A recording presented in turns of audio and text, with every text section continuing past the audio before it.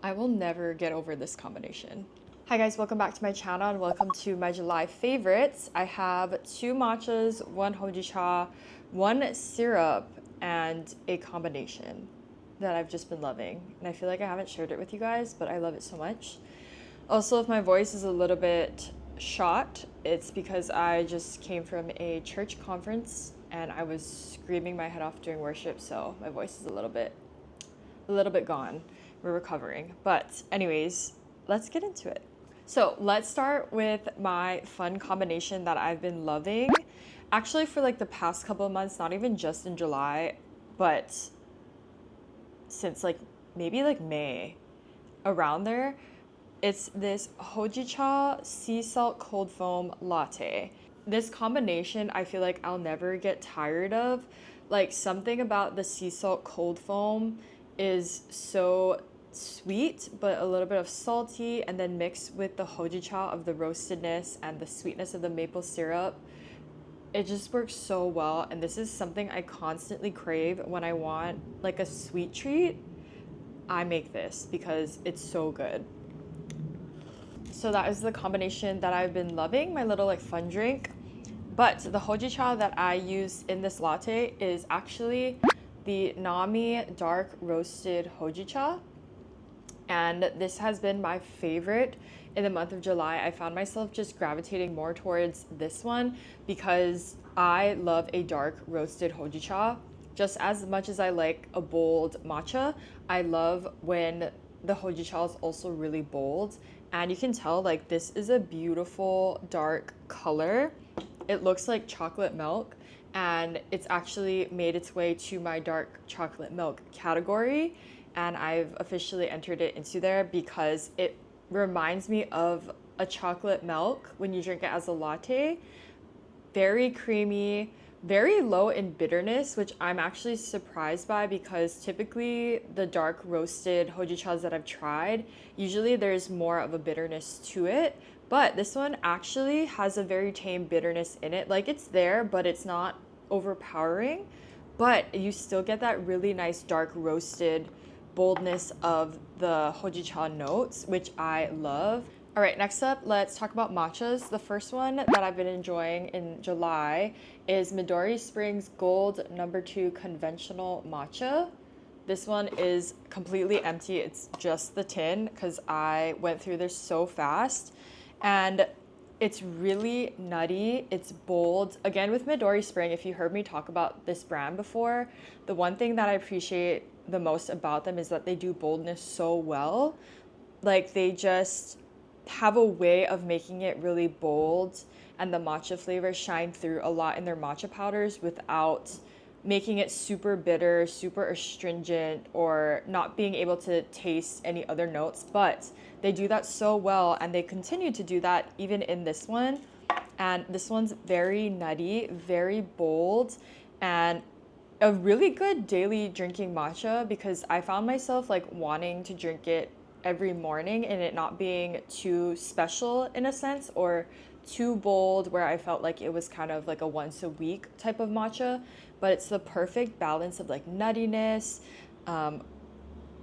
nuttiness, boldness of the matcha, perfect for like every day. And I went through this tin so fast and I already miss it. Okay, and last but certainly not least, this is Fufu's matcha, their okumidori cultivar. This is officially like in my top 3 favorite matchas of right now because it tastes like matcha ice cream. And I've officially added this one as well to my ice cream category that you guys know I have an ongoing list for. But this one, I feel like really stood out from my entire list of ice cream matchas because I felt like this one was the closest that I've tasted to an actual matcha ice cream. So I feel like when you go to like get matcha soft serves or even in Japan, like the matcha ice cream has like a really nice bold matcha. Like you can tell it's actually matcha ice cream and not just green coloring ice cream soft serve. If you know what I mean, like there's no matcha taste there. It's just mainly like ice cream. This one tasted like a legit like matcha soft serve when people make it the right way and you can taste the matcha and the ice cream. this is what the fufu's matcha tasted like. So that's why I was so shocked, because it had like the boldness and like slight bitterness of the matcha that I love, but paired with like such a creamy note to it and sweet as well, giving it that like ice cream effect that I love. So it kind of paired both of the things, like the boldness and the creaminess of like a matcha, which is why like I say it really tasted like a matcha ice cream to me, like when they do it the right way and when you can actually taste the matcha. Oh, and I forgot to say, these were all gifted to me, but I have no obligation to post. I have no obligation to share anything. These are just my own thoughts and really like what I've experienced with each of them. So just a disclaimer. Okay, and the next up, I have a syrup that I love. And you guys know I typically make my own syrups at home. So when I go out of my way to buy one, I am very like, is this worth my money? Because, or could I have easily made this at home? But this one, I don't think I could make it or replicate what they did in this one. So this is Transcendence Coffee's Cinnamon Social Syrup.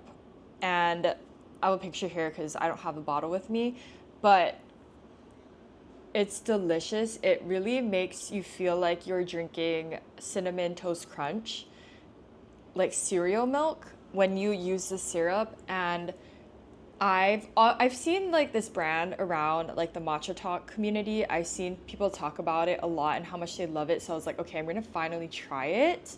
And I'm a fan. I've truly been won over by this, and I will continuously buy this syrup. I think I just love the flavors of it, and it's not artificial. I remember trying a syrup one time from like this other brand, and I was traumatized by it because I almost threw up, like literally from the artificial taste of it. And I think like I just got scarred from that experience, and that I spent money on it just to like have to throw it away because it was so bad. So I'm very hesitant again with what I purchase for syrups wise. But this one, no artificial flavors, like very clean ingredients, and the taste is delicious. I love cinnamon, brown sugar.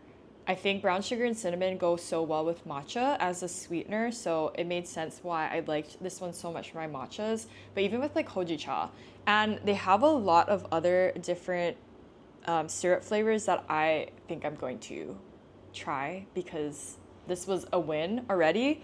But I'll leave their website link below. But they have like French lavender Madeline syrup, they have a miso salted caramel syrup, maple black sesame syrup, and they just recently came out with like a sakura strawberry one too.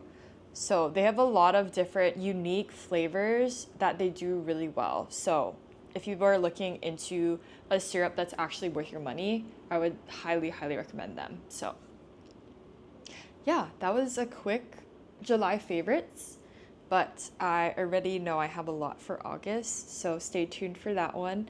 It's been a good month for new brands as well. But thank you guys so much for watching, and I will see you guys in the next video.